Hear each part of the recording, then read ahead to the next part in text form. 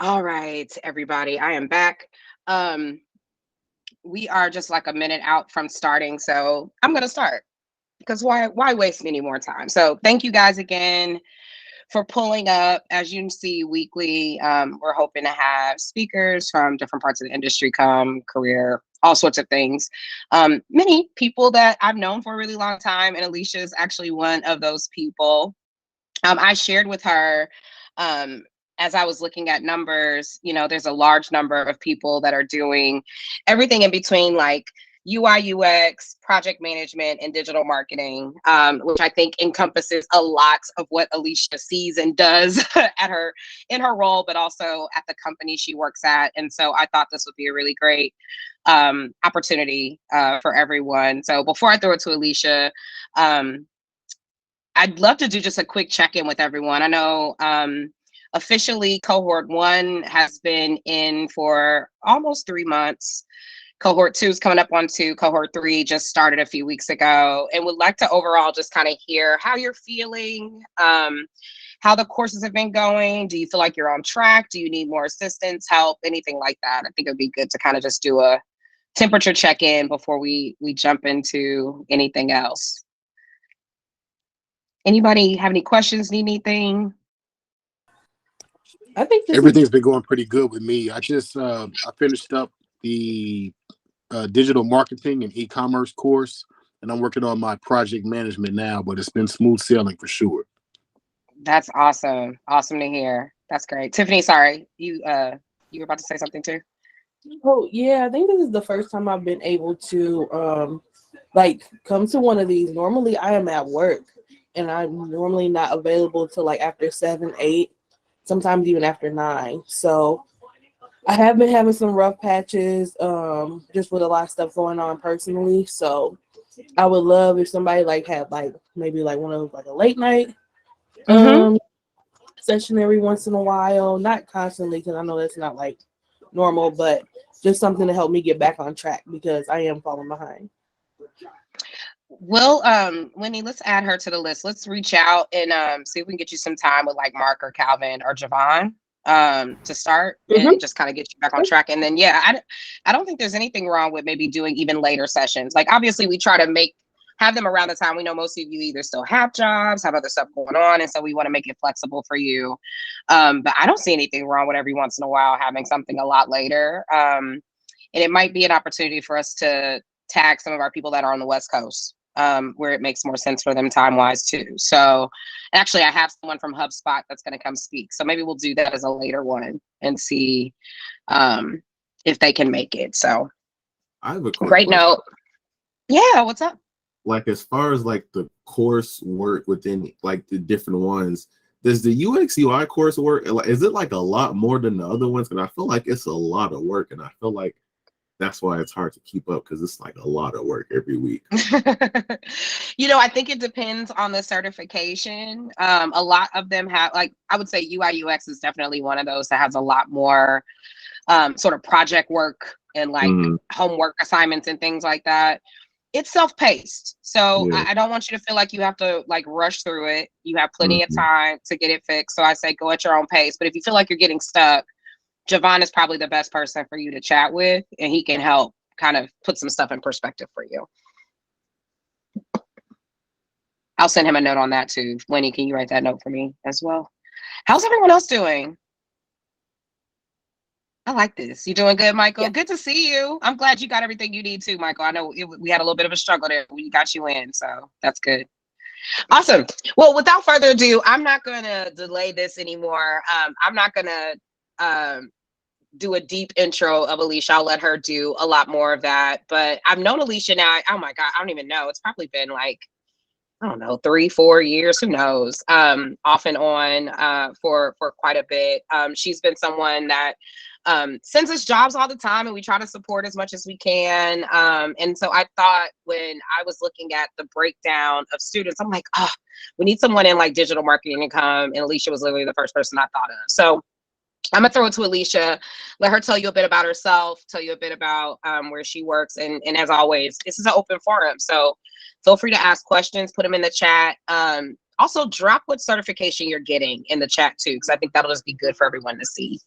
And then without further ado, I am going to hand it off to Alyshia. I'm going to put myself on mute. Hi, everybody. So the few of you I see on camera look very cozy, and it makes me want to put on a nice, like a cozy sweater, because you all look like you're nice and cozy. But as Kelly said, we've known each other, probably 4 or 5 years when we factor pandemic timing into this.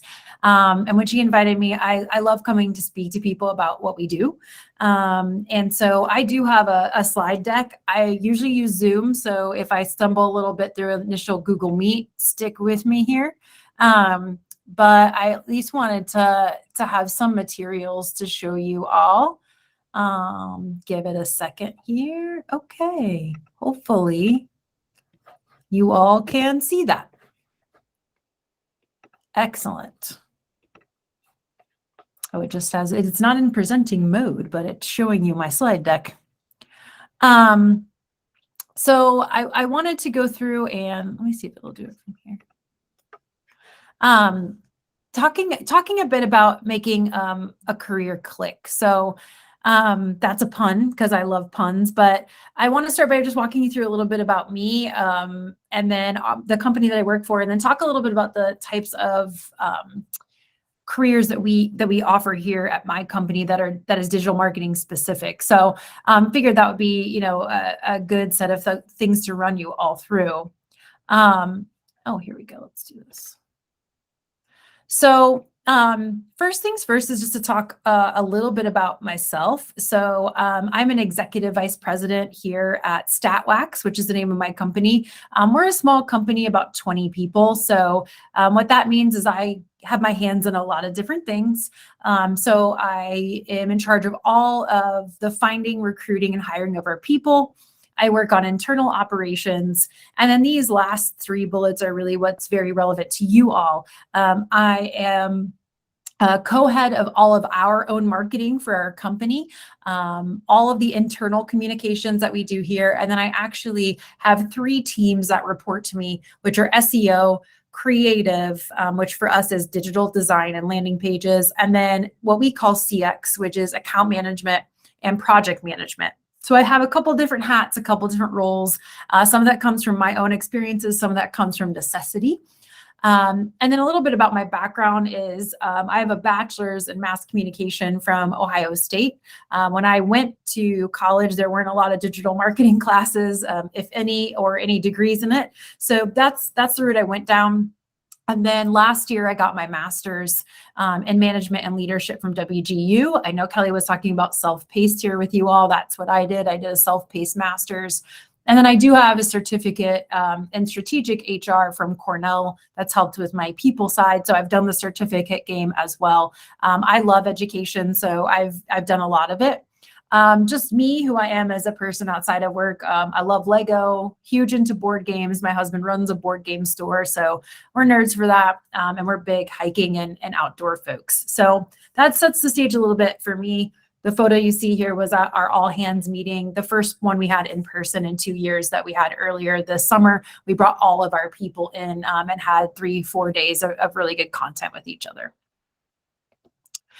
So a little bit about where I work. As I mentioned, I work at Statwax. We are an agency, so other companies hire us to help supplement their marketing.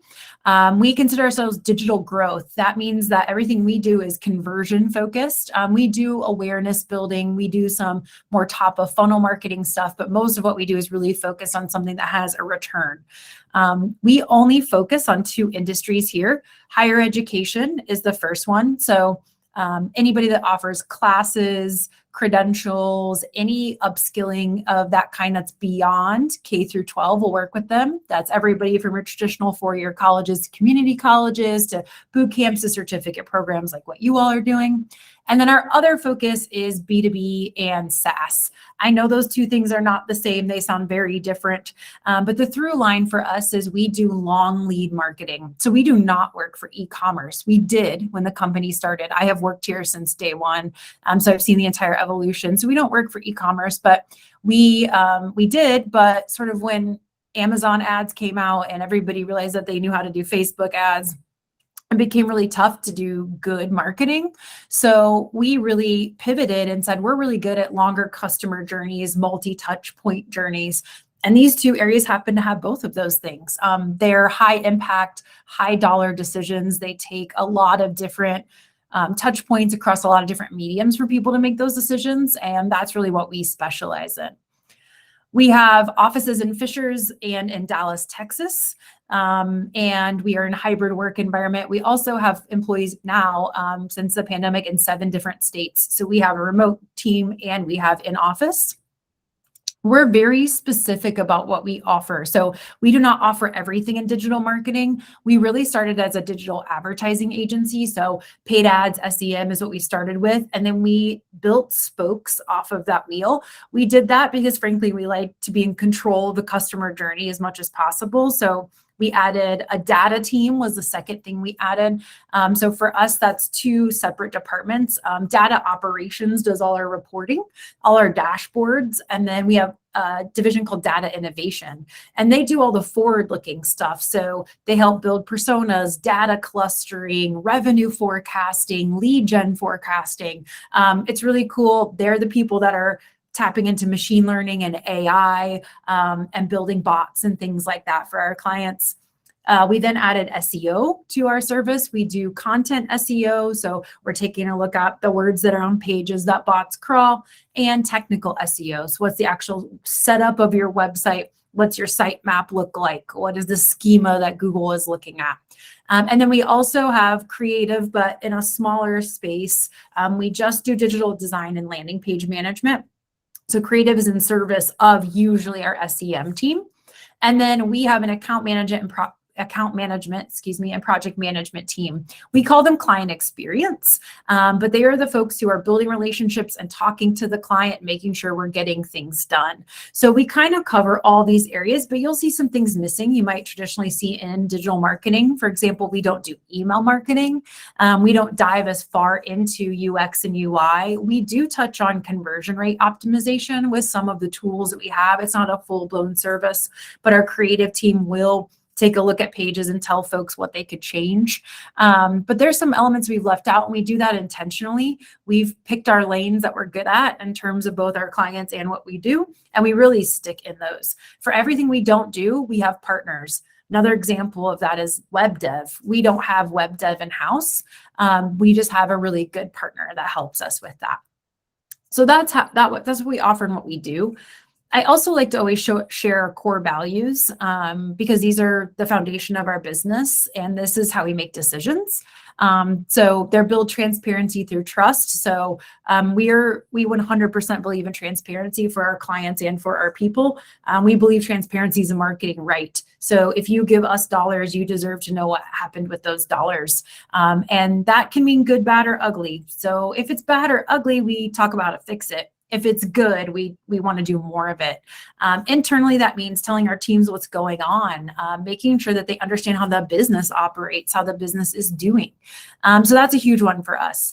Value everyone's authentic self. What we do, the end audiences that we reach through our digital marketing, especially in the higher ed space, those folks look, sound, bring different life experiences. They are very diverse. And so for us, we want authentic selves to be brought because those unique life experiences, perspectives, and voices enrich us as people and as our business, but also help us reach our end consumer that we're looking for. We support the team through personal accountability. We have to do what we say we're going to do when we say we're going to do it. There's nothing that we do that does not impact any other person. We in marketing are very cross-functional. We are cross-dependent. Our ads team can't make a Facebook ad without our creative team. They can't report on it without our data team. They can't talk about it without our CX team, et cetera. So this is a huge one for us. Care about people's whole individuals. There is no longer really a separation between your work self and your real self. The pandemic blew that up. And so for us, we want to understand who the whole person is coming to work, understand that we actually do care about them. We know that they are bringing life experiences in with them. They're bringing in things that are happening in their regular life that they cannot divorce from what's going on. So we want them to know that totally and wholly we embrace them and then never stop learning. digital marketing is really big. It moves really fast. It's changing all the time. For those of you folks who've been interested in SEO, all the algorithm changes, even in just the past 2 months, can cause a lot of chaos. And so for us, we need to be on top of that to make sure we're delivering for our clients, but also so that our people feel like they're growing, because it can be very overwhelming.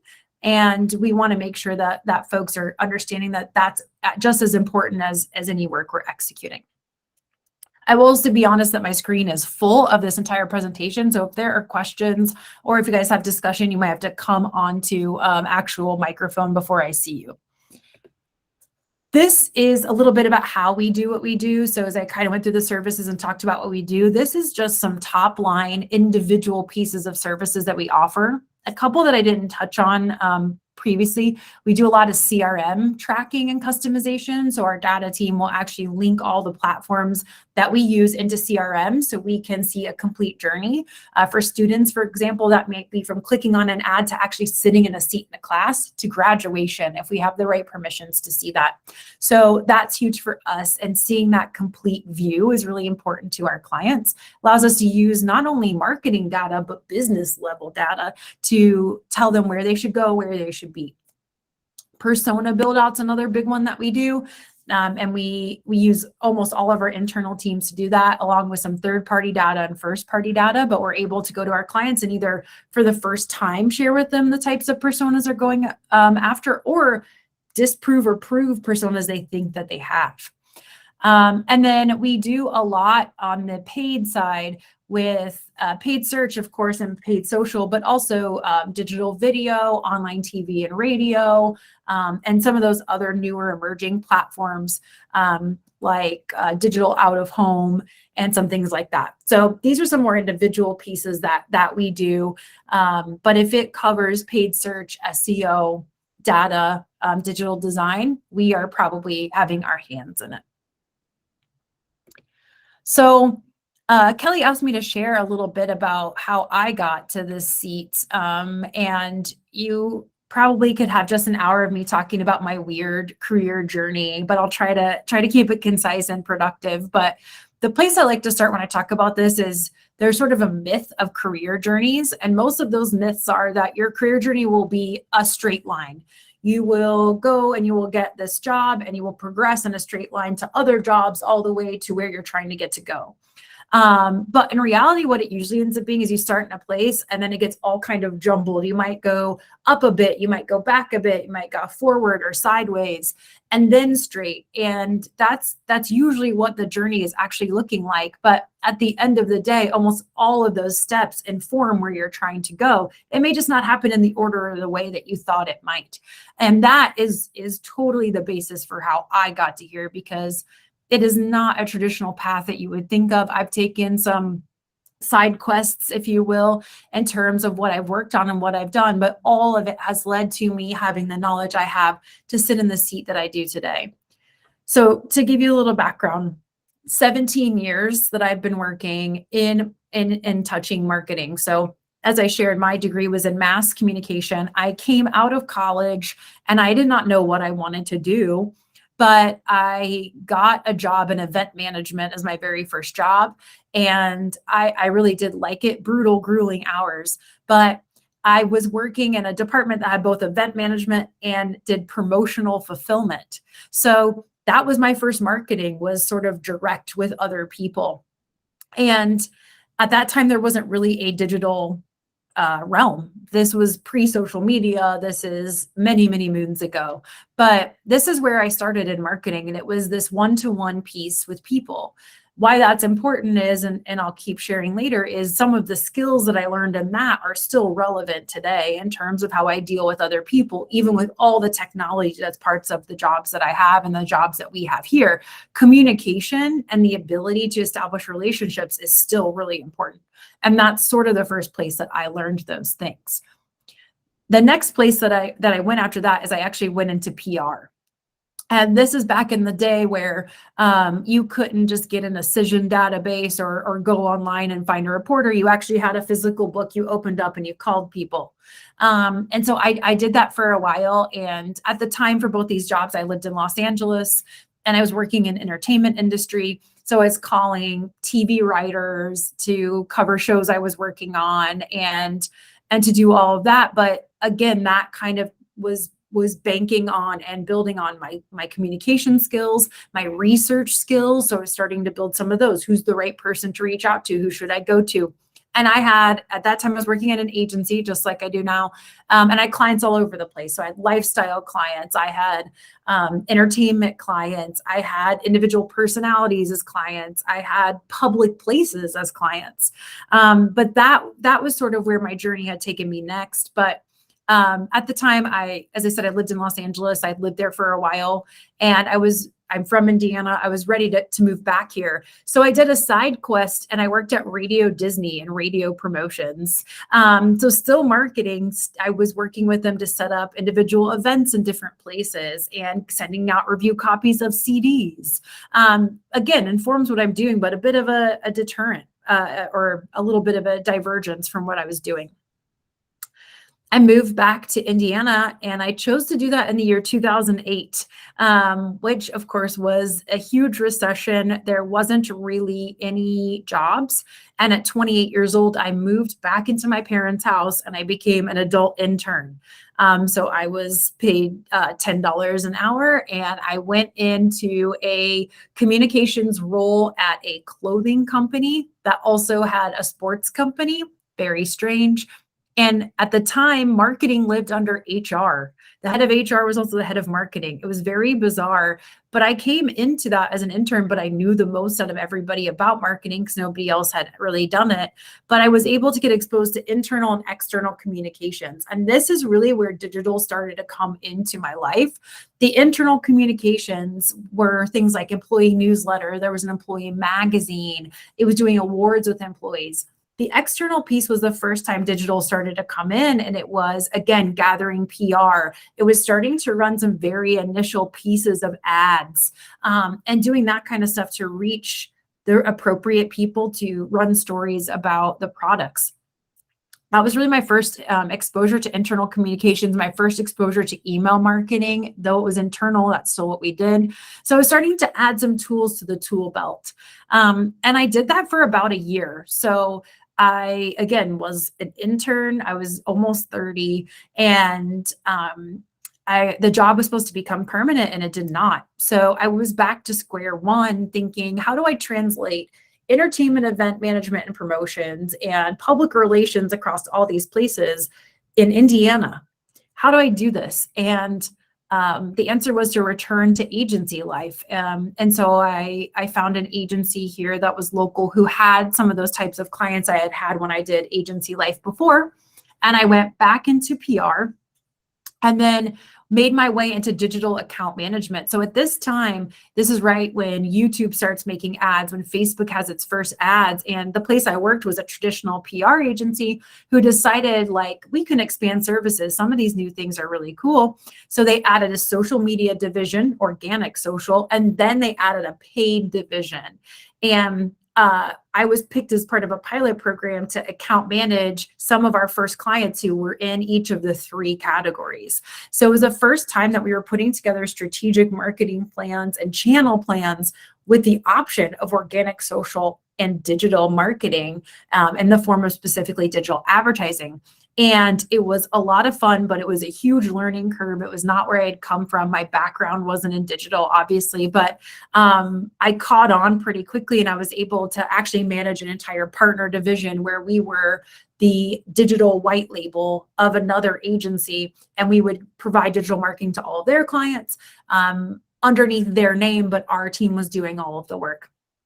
It also gave me the first sort of exposure to project management in terms of when you take a look at traditional media versus digital media, the project management of digital media is so much more robust. There's so many more campaigns. There's so many more platforms. There's so many more pieces of creative. There's so many more pieces of copy.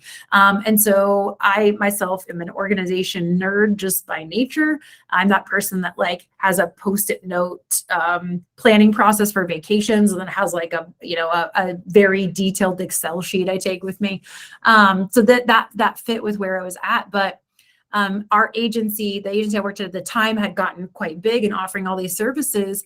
and digital was really taking off, and the owner of the agency decided to split the agency in two and to make an agency that was just organic, social, and PR and just digital. And that company is Statwax. So I came over in the first wave of folks, been here pretty much since day one, and was really on that sort of digital account management path. I learned how to actually place ads. I wasn't great at it, but I did learn how to do it because that was the only service that we had at the time. As our agency has grown, I've been able to learn a lot about what our folks are doing and hire all these folks in. So I helped to build the data department. I helped to build an SEO department. Even though I didn't come from those backgrounds, I was able to get enough information to help do that. And now, instead of helping market our clients, I help market our company.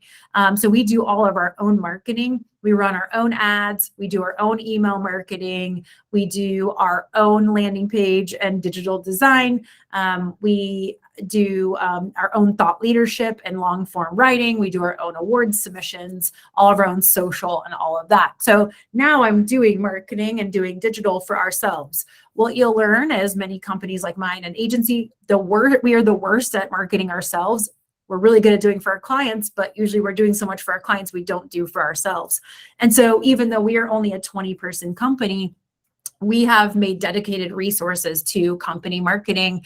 And what we've done is built an internal coalition where we have a team member from each of the services we have that help us produce these things. So as you can see, this has been a weird, windy road that gets me to where I am, and didn't start in digital. My background never started in digital or even marketing in the most traditional sense, to be frank. It's not what I had originally gotten a degree in, but it's where the path took me. And most of these steps were just interesting to me. I thought it was interesting, the different types of audiences. It was interesting, the different types of methodologies and channels. It got really interesting with the different types of clients. So that for me is how I got from where I started to here. And it's been a really fun journey. But as I talked about, you can see it wasn't linear. It wasn't moving in a fashion that was like this led to this, to this. Sometimes it led off the path, or I just tried something different. Or at times those choices were made for me in terms of positions not existing, or me needing to move on based on that role not seeming important enough to that company to remain. So this is how I got here. Also, this is a little statue of me that my team made. So I thought that was fun to share. So as I just said, thank you. It was because I've worked for our owner for 10 years, and they got me that across two companies, and they got me that, which was really kind. So as I said, career journeys aren't linear, but that's okay. I think what marketing can be led by your interest. And we'll talk a little bit about that, but sometimes that might feel like a step back or a step sideways. But as you gather that knowledge, it just makes you a more well-rounded, a more holistic marketer. And as we talked about in the beginning, digital marketing changes so much, and there's so many options that there's times where you might just want to follow that interest for a bit. And it may not be long-term, but it definitely informs the other steps that you'll take. It's a lot more interconnected than you think, even if you don't know how to do all of those things, or you don't do all of those things. So talking a little bit about, what does this all mean then? What is it like to work in marketing? What do people like me look for when we look for folks to join our team, which is a digital marketing team? And 100% it's about skills. For us, it is, what do you bring to the table that enriches what we're already doing, brings a new perspective, a new voice? Do you bring something that we don't have that we might be able to capitalize on? And admittedly, I am always coming from a small agency perspective, where we're always looking for, okay, what do people have? Is that something that we could build into what we've got going on? Is that something that we can foster? Or is that something we tell to people, we can't do that right now, but please keep growing that skill? But for us, it all starts with skills. And we really categorize that in two ways. Technical skills are the things that you're doing. These are that whole range of anything in digital, from data analysis to ad copywriting to digital design to knowing specific platforms. In our cases, that's things like Google Ads or Google Analytics or SEMrush or whatever that might be, even to Excel. These are things that technically folks use all day and do all day. They inform the tactical and strategical parts of what we do.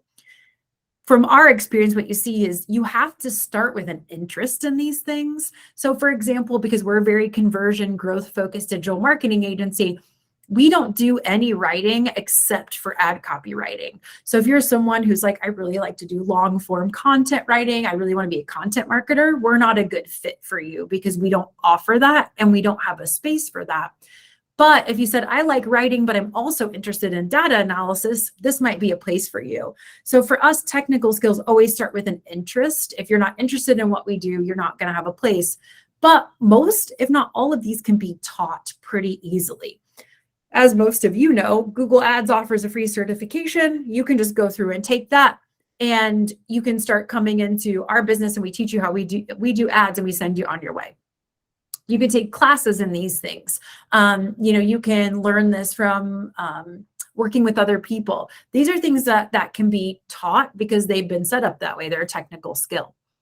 But the whole other half of marketing at the very minimum is human skills. In our case, as an agency, we have clients. Those are human beings who pay us to help them. We have to be able to tell these human beings what we're doing in a way that they understand. And we have to get them on our side and understand that we're their partner. And these are things that, honestly, they take reps. Not everyone can walk into a room and communicate well. Not everyone can feel the safe space enough to be curious in their job and not worry about if that fails and what that means for them. So this takes reps, and it's built through all kinds of experiences. These are the things that you bring with you that are who you are, that allow you to do this part of the job. So for us, the big ones are curiosity. There are stories to be found in what we do. There are stories to be told. Yes, we work with numbers a lot, but you can take a table of numbers and put them in front of somebody. But if you don't tell the story, either they'll make up their own or they won't even process what they're seeing. So we have sort of that piece of it, but a lot of what we do, a lot of digital marketing is not A plus B equals C. It's like A plus B equals water bottle. Like you have to sort of find your way through. You have to be very curious and saying, like, where is this going? Or what's this anomaly mean? Or this looks kind of funky. I need to like dig into this more. And you have to be really motivated by that in order for sort of unlocking what you're trying to find amongst your digital marketing tactics that's relevant. Communication is huge. This is internal. This is within your own team. This is with other teams. And this is with anyone you're doing the marketing for. We make a lot of assumptions many times that people understand what we're doing in digital. How can you not? It's everywhere. Trust me, people don't. We have to talk to them and communicate to them how it meets their goals, tell our stories, make sure that we're talking to them at a level of education that they understand what we're talking about. Digital marketing has more acronyms than anything I've ever been a part of. If you show up somewhere and you say, okay, well, the ROAS was this and the ROA was that, the CTR was this, and people don't know what those things mean, they're just going to tune out. So we have to be able to communicate. And as we talked about transparency, one of our core values, you got to be able to communicate when things are tough as well. If you do that the right way, and if you do that consistently, it helps you get through the tough times without it being oh, well, this went really poorly, so we don't want to work together anymore. Desire to learn, as already covered, what we do changes a lot. There are tons of updates. There are always things to learn. There's always new platforms. There's always new tactics within platforms, new ways to get things done. And it's important to learn, but it's also, I think, important to want to learn. We can try to force learning on people, but that doesn't achieve anything. It's a motivation from within inside yourself to say, like, I really want to know more about this, not only from that platform piece or whatever, back to the curiosity piece. It's also like, I want to learn more about what's going on in this data or more about this client or whatever that might be. Creativity, this one throws people sometimes because they look at what we do and they say, oh, it's very conversion based, it's very data based, it's very numbers based. Where does creativity come into this? Setting aside that we have a creative team. But creativity comes into this because, yes, there are ad platforms. Let's use Google Ads, for example. You go into Google Ads, you need markets. You need to place ads. You need to build campaigns. You need to optimize. But there are a lot of ways to do that and still achieve goals. And that comes from your own creativity about how do I reach this audience? What do I know about these behaviors and how can I use that? What about the actual copy and the actual visuals? And so there is a creativity to it. We have 5 people on our digital ads team. None of them place ads the same way, but they all get the job done and meet the goals of our clients. But you can go in there and see that they've set up things in a way that makes sense to them and that they're following their instinct plus their experience, and being creative in how they use what they have in their toolbox to achieve those goals. And then the last part is accountability. As I shared, accountability is one of our core values. But when you work in marketing, you are very cross-functionally dependent. You want to be able to understand the impact of what you're doing. You have a data component. You want to be able to do a visual medium. You need a visual component. And yes, there are many jobs where you have the title of digital marketing, and you might be asked to do all of these things. But you probably still have other stakeholders, whether that's the people you're delivering or doing the ads for, or folks that are running the company or the clients that you're working on. And you want to be able to deliver what you say you're going to. You want to be able to say, hey, this plan we put together achieved these types of things. So accountability is huge. So for us, whenever we talk to people about what we do, we say it's 50% technical and 50% human skills at the minimum, because there's always a human being on the other end of marketing that you're trying to reach, no matter how much technology you use. And as an aside to that, for us, we use all this technology, but it's still powered by humans. In fact, for a long time, our tagline was powered by humans, because we want people to know that we've got human beings making decisions based on what they see provided by technology. So technology doesn't do our jobs for us. It aids us in doing our jobs, because again, we really truly believe you're reaching a human on the other end of marketing. So we want humans on the back end of marketing helping to craft that and send it out. This I always love to share with people about why it's about skills, is because I don't have very many people that I work with that have an education journey that is fully about digital marketing. Some of that's because some of us who are a little older, we didn't have those options when we went through some of our earlier education, but we've got people that are pulling from all different types of backgrounds to make a good digital marketing skill set. So our president went to journalism school. He was a news journalist for a while, and he's the best ads placer I've ever met in my life. And he learned that skill and grew it. But his journalism skills that he learned, they help with his communication skills. There's a relationship building. He draws on that. Folks that come from numbers-based backgrounds, but like where you still have to talk to people, like accounting, they're able to have those to draw on. We've got people that come from psychology, from sports marketing, even like as far away as the more fine and creative arts. But the skills that they've learned in there, whether it's relationship building or communication, or even some of the technical skills, they bring all of that to them. And again, human to human connection is what we're trying to do. They use these to inform what they do in order to reach those other humans. So there's a lot of places you can draw on as a digital marketer, in addition to your technical skills. And these are all the places we see people draw from. Your education, of course. Did you get a degree or a certificate in digital marketing or business analytics or any of the other things I just shared? But it also comes from volunteering. Volunteering is something that you do because you're interested, you're passionate, and you give your time up, usually for free. So what did you learn in the course of that? Were you able to take a leadership role? Were you able to manage your time really well? Those are all important in digital marketing. If you've done anything service-based, other jobs that you've had. Our favorite example is anyone that's ever worked in a customer service job, digital marketing is a good fit for you, because you usually have customers on the other end of that transaction, and they can be mean, they can be happy, they can be not understanding, they can be really smart. There's all these things, but customer service of any kind is exactly what we do as digital marketers. So that's really transferable and translatable. Life experiences, who are you? What do you bring to the conversation that might inform ways we talk to audiences, or we research certain platforms, or we pick and choose strategies? And then hobbies as well. What have you learned? As I said, my husband runs a board game store. Folks that play Dungeons and Dragons, they project manage a lot of things. Like, that's something that those folks bring into workplaces like ours.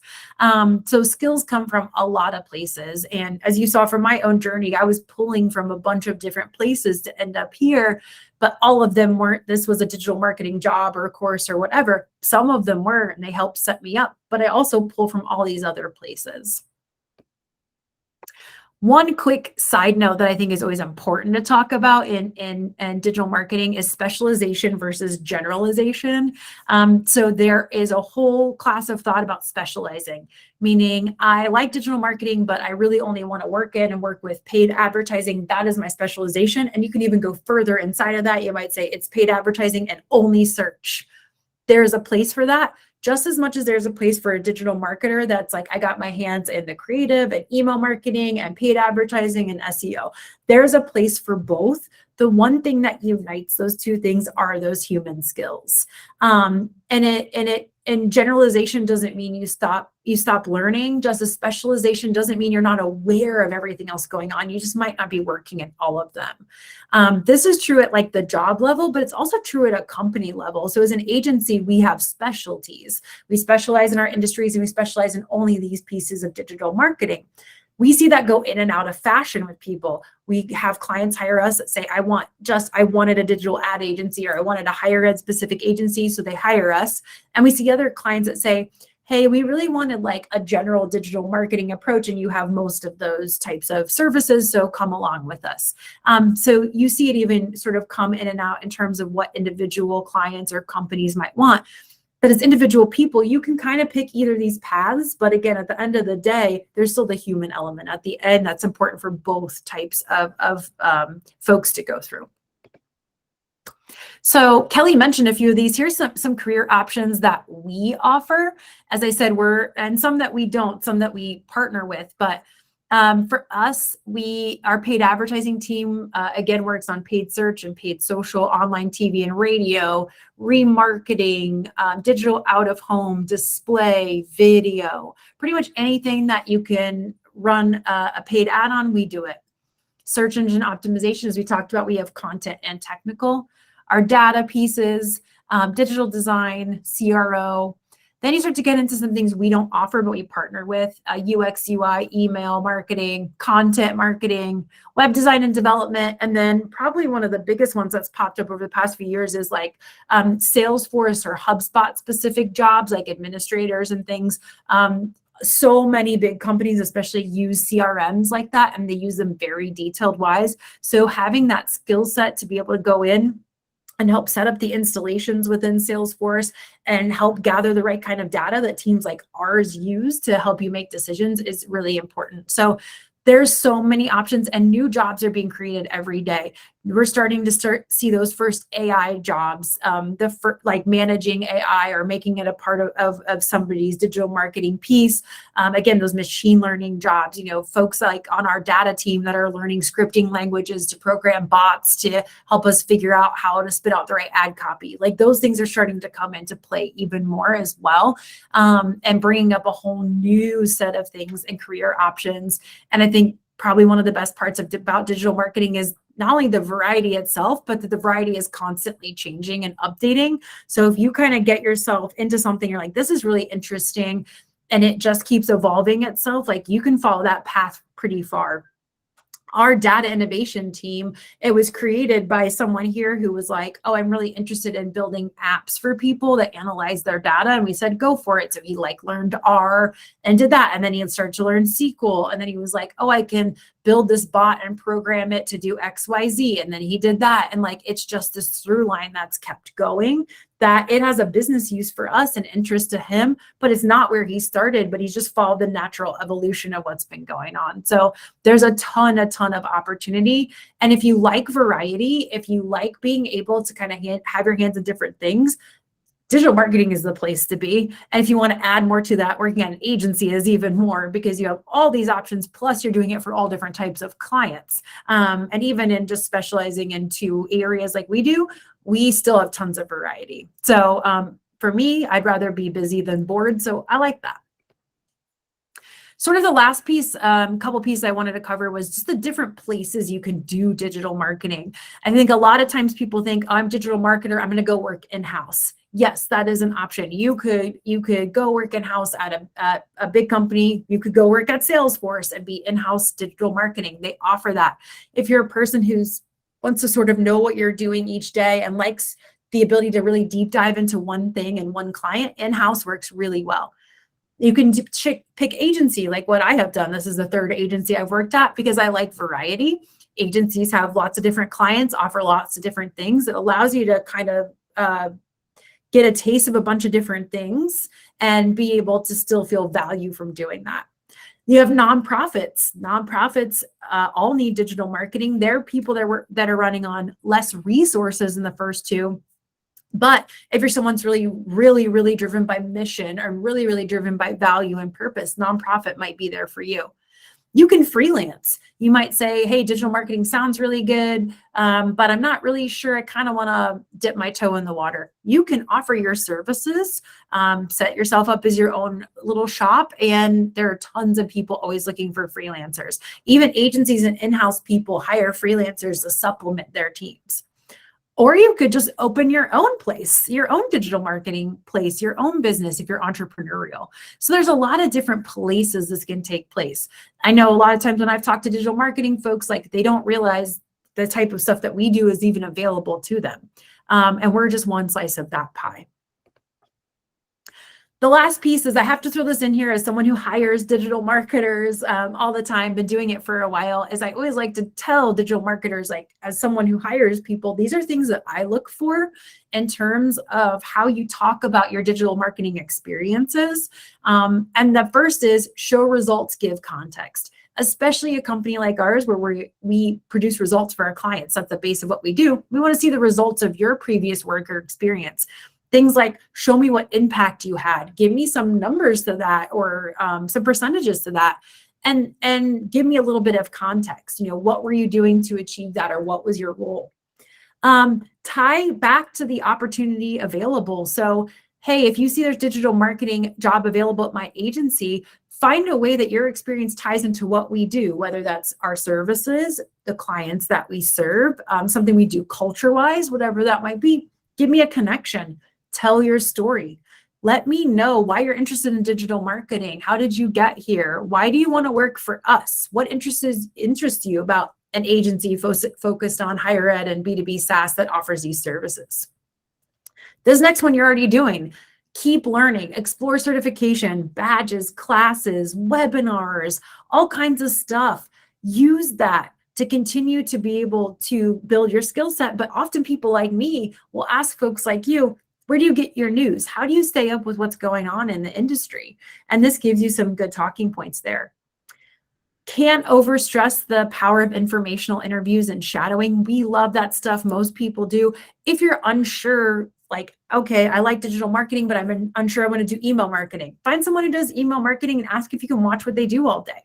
If you say, hey, I really think I want to work at an agency, but I'm not sure, before you apply to a job, get that job, get here and don't like it, please ask us, can I come watch how you guys work for a day? Most of us are very open to that.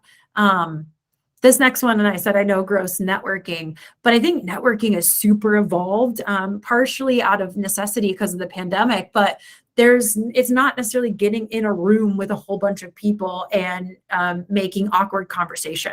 There's LinkedIn networking. There are, for those of you who know Slack, the messaging system, there are individual Slack groups where you can network. There are tons and tons of options here, but starting to get to know others that can connect you to opportunities is great.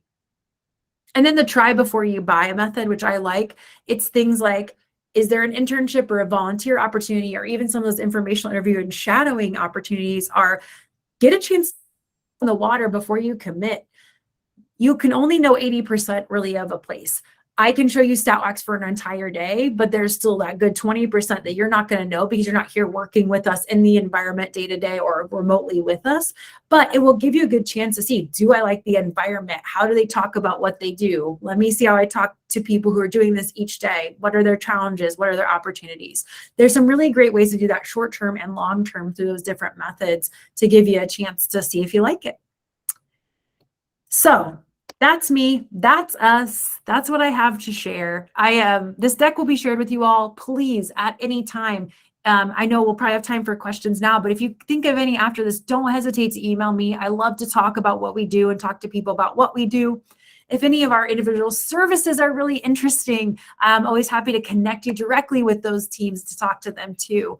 But happy to answer any questions that have come about while I was talking.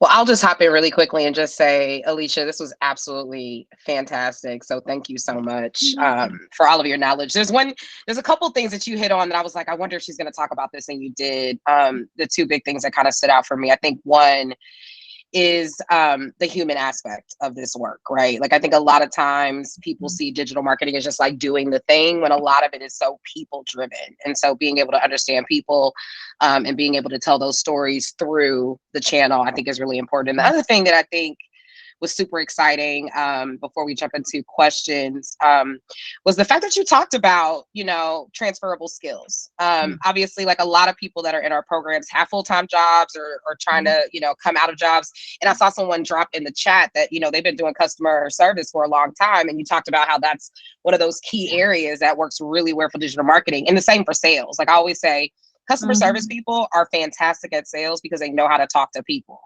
And so I think for people that are scared because maybe they don't have the direct digital marketing experience, when you're able to pair kind of your skills and what it is that you've done in previous jobs, or even just your personality type, with skills that are learned, because again, the great thing about digital marketing is that it is always changing. There's always something new to learn.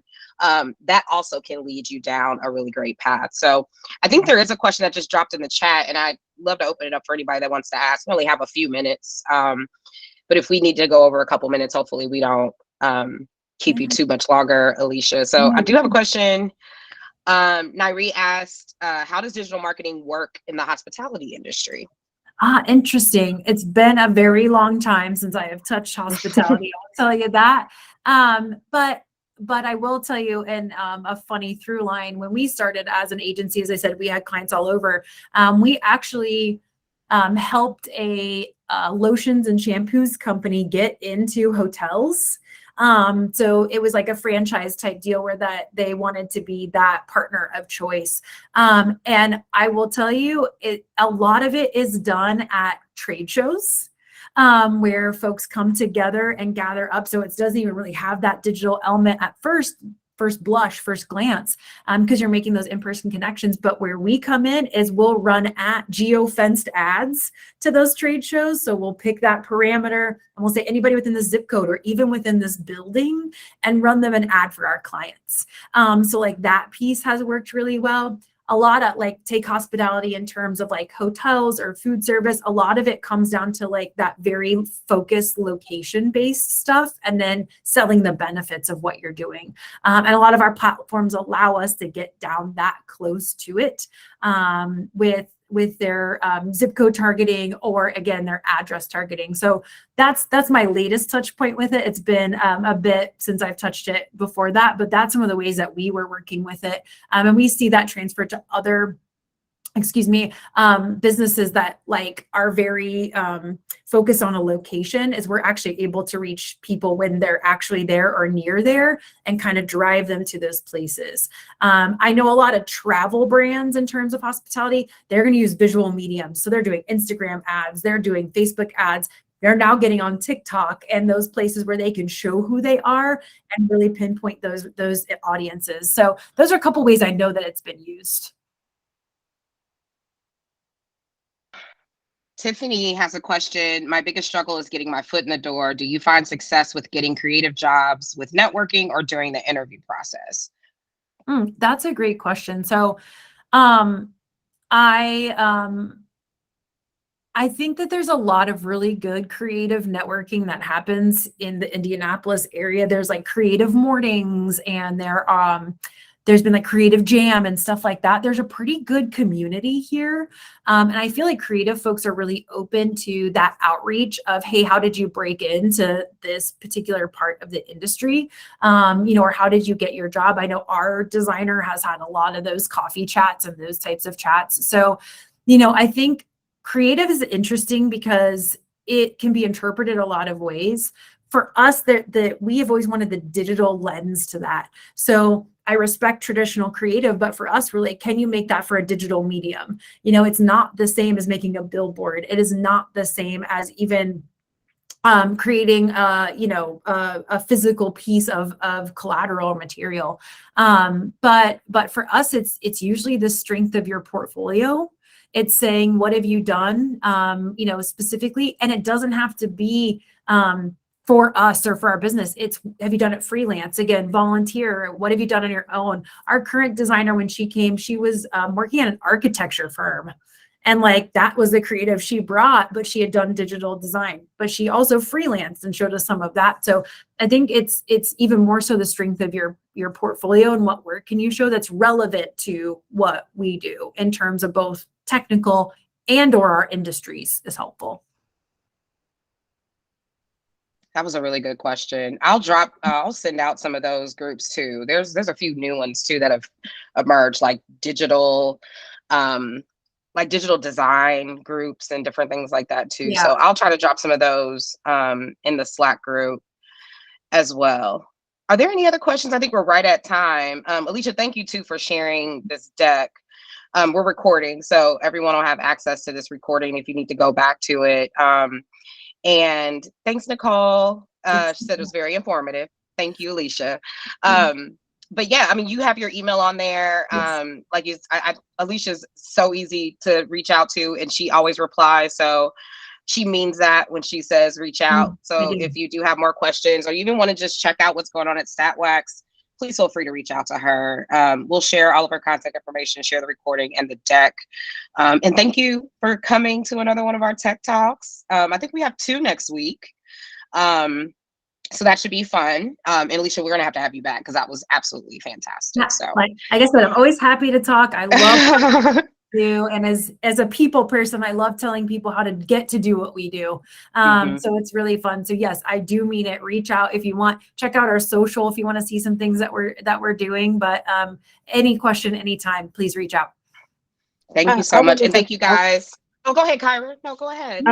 I wanted to say, Alyshia, I did like when you said that you tell your coworkers to bring their whole self to work. A lot of times jobs tell you to leave whatever you're dealing with at the door, and most jobs don't tell you, oh, we're here to support you in your life journey on whatever's going on, and this job can be overwhelming. We want to support you in that, and you be your whole self while you're here. So I do like that about your company. Thank you. Yeah, I mean, it is huge for our people, and we not only say it, but we provide physical, mental wellness stipends. We provide professional development stipends. We have very generous PTO. Like, we try to give that safety. We want people to feel like we are a supportive group. We're not your family. It's not that, but we are here to support and for you to bring, that feel safe enough to do that. So yes, thank you. We have tried really hard, and honestly, a lot of those things came from our people saying, could we do this? Can we ask for this? And us saying, let us evaluate and see if we can do that. So one of my favorite parts about working here is sort of everyone has a voice, and we have given a channel for everyone to give us that feedback. And I have worked many places, as you saw. This is the only place where we've been able to build that. So it's special, I think. I know it's got to exist other places, but we have tried really hard to make everything we say a reality. That's so great. I love that. Yeah, I have to agree. Well, thank you, everyone. Another night wrapped up. Alyshia, thank you again so much for doing this, and we'll see you guys next week. Bye, everybody. Thanks for attending. Bye, guys. Bye, guys. Thank you. Bye.